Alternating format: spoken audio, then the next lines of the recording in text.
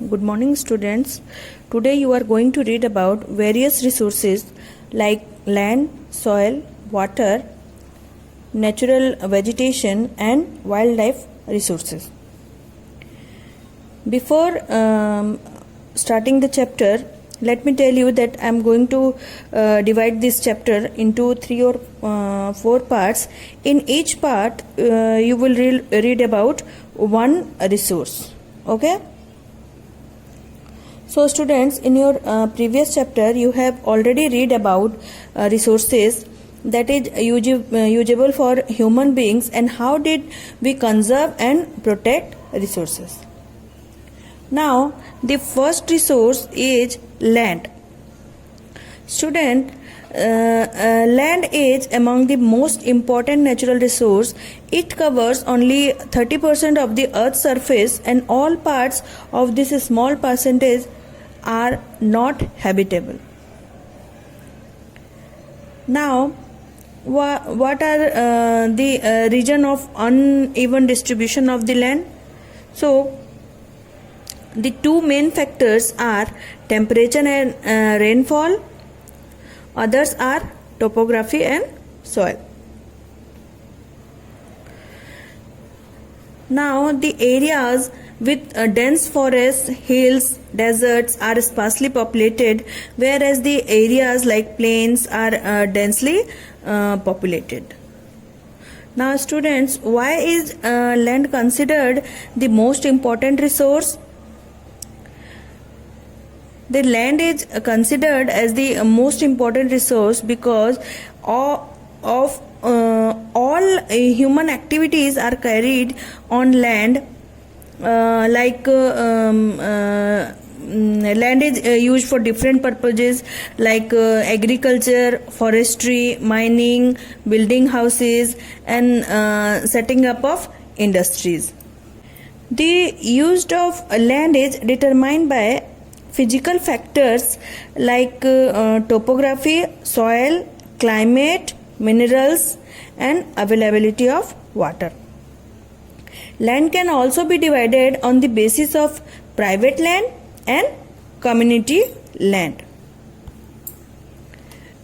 Students, conservation of land is again important.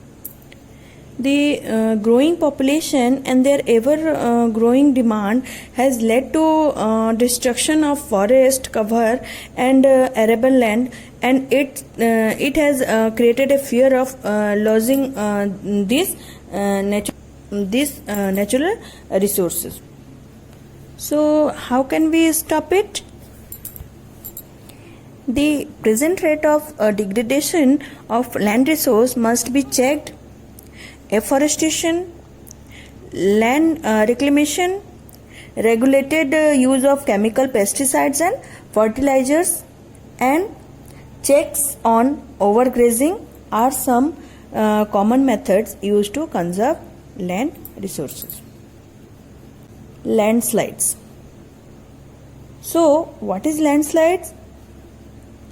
So landslides are simply defined as the mass movement of rock, debris or earth down a slope.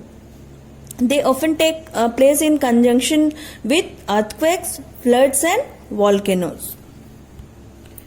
Students, in your book there is a case study of massive landslides hit Pangi village near Rekongpio in Kinnaur district of Himachal Pradesh.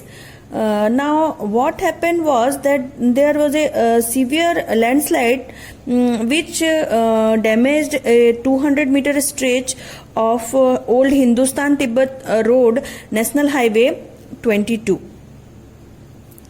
This landslide was triggered by intense blasting at Pangi village. Due to the blasting, this weak zone of slope collapsed and caused intense damage to the road and nearby village. The Pangi village was completely vacated to avoid any possible loss of life. Now, mitigation of landslide is important. Advancement in scientific techniques has empowered us to understand what factors cause landslides and how to manage them. Some techniques of mitigation of landslides are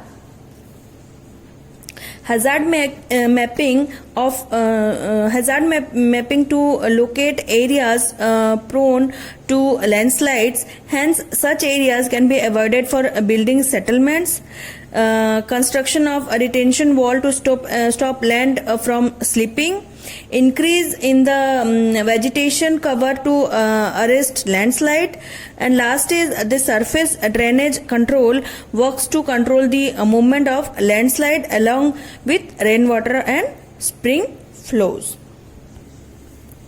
So in the next part I will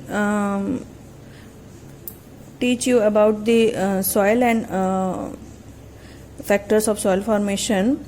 So that's all for today. Have a good day.